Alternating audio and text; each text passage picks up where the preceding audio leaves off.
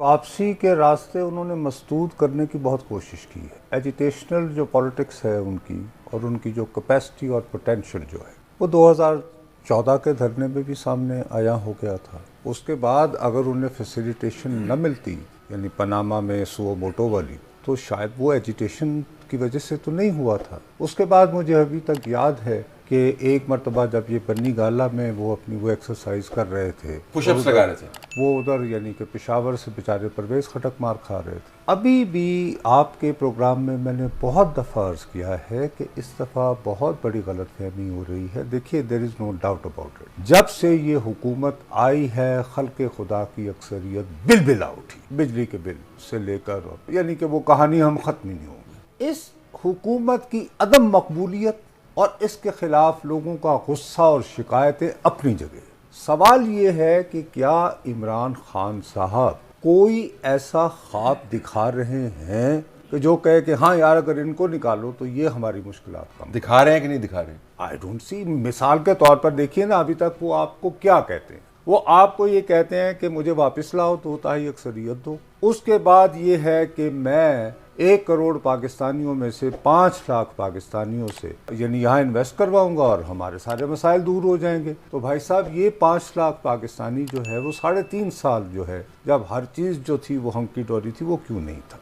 मेरा अपना ये ख्याल है कि ये जो क्लिक एंड बेट, ये जो ट्वीट जो यूथ बल्ज हमें गुमराह करता है, मैं इंतहाई अफसोस से कहना यानी पड़ रहा है। देखिए, इमरान खान साहब के पास एक ब्रिलियंट मौका था। आखिरी मैं एक बात आपको यानी पॉइंट बताऊं, इनकी एक यानी फिलैंथ्रोपिस्ट के हैसियत से एक शोहरत थी ना जी। इस वक्त आपका 4 करोड़ पाकिस्तानी बेघर है, बेबस है, दर बदर है और वो खैरात से अपना रिस्क चला रहा है। लेकिन इमरान खान कहते हैं कि इन्होंने मुझे करने नहीं दिया, मैंने टेलीथॉन की, इन्होंने बैन कर दिया, मैं पैसे इकट्ठे करता हूँ, ये सलाब पे सियासत करते हैं, मैंने 10 अरब इकट्ठा कर लिया। भाई साहब, पैसा इकट्ठा हो गया ना, अब मुझे नहीं पता तो कितना आपको आप यानी खर्चे से कौन रोक रहा है? अच्छा चलें, आपको पंजाब में तो कोई नहीं रोक सकता ना। राजनपुर में आप दिखाएं, डीजी खान में दिखाएं, और उसके बाद आपका जिस तरह मीडिया पे जो आपकी ग्रिप है, आप ये दिखाएं कि इसको कहते हैं सुखनवर सेहरा, तो ये नहीं हो रहा। नहीं, ओके। बनी गाला की जो सिक्योरिटी डिप्लॉयमेंट है नाज़रीन, वो मैं फिगर आपके सामने रखना चाहता हूँ। इस्लामाबाद पुलिस के 77 IK चौक के ऊपर, इसका नाम ही IK चौक है, 15 लोग लगे हुए हैं। फर्स्ट बैरियर पर 24 लोग लगे हुए हैं। Lady police 2, close protection 5, escort 31 for movement. KPK की पुलिस भी वहां पे लगी हुई है। 57 जो है मेन गेट के ऊपर फर्स्ट बैरियर पर। GB की पुलिस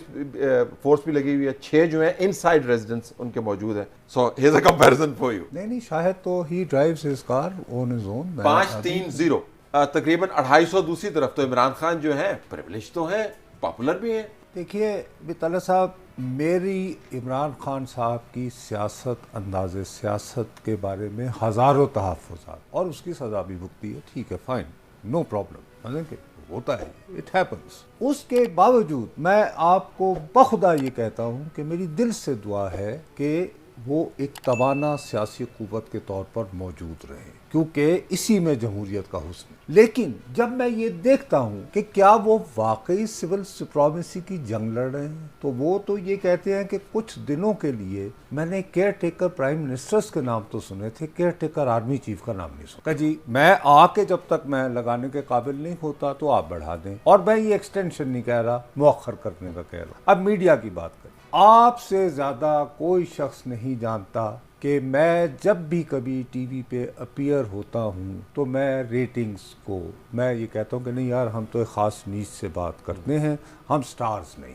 हम रेटिंग का तूफान नहीं करते। मैंने आज तक, जब मैं खुद भी एंकर रहा हूँ, तो मैंने कभी रेटिंग्स, यू नो, आज मैं आपके साथ था, मैंने कभी रेटिंग्स को मैं देखता नहीं। मैंने अपनी ज़िंदगी में पहली मरतबा एक खान साहब के रीसेंट इंटरव्यू का बहुत बज़ है ना इस वक्त, जो सबसे अहम तरीन, मोतबर तरीन, इस तरह के बहुत सारे तरीन लगा के इंटरव्यू हुए। देयर इज़ नो डाउट कि वो उस दिन नंबर 1 पे था, और ये मैंने बहुत रिपोर्टरों की जुगाड़ लगा के सर, और वैसे भी नंबर्स भी अवेलेबल हैं अगर आप बात जो सब सर्विस प्रोवाइडर हैं। अब वो जो गालिबन आप कोई 1 पॉइंट होता है GRP में, कोई इस तरह का, وہاں تک نہیں پہنچا. وہ اس کو آپ مجھ سے بہتر سمجھتے ہوں گے. یہ ٹاپ پہ تھا لیکن مقبول نہیں تھا. تو وہی میں آپ سے عرض کر رہا ہوں. اب اس سے اب آگے آ جائیں, مقبولیت سے دوسری طرف آ جائیں. میں نے اپنی زندگی کے 6 سال جو ہیں اسٹوڈنٹ ایکٹیویزم کی نظر کیے. اس کے بعد بدقسمتی یہ ہوئی کہ جب صحافی بنے, پرنٹ میں آئے, تو آزادی صحافت کی جدوجہد شروع ہو گئی.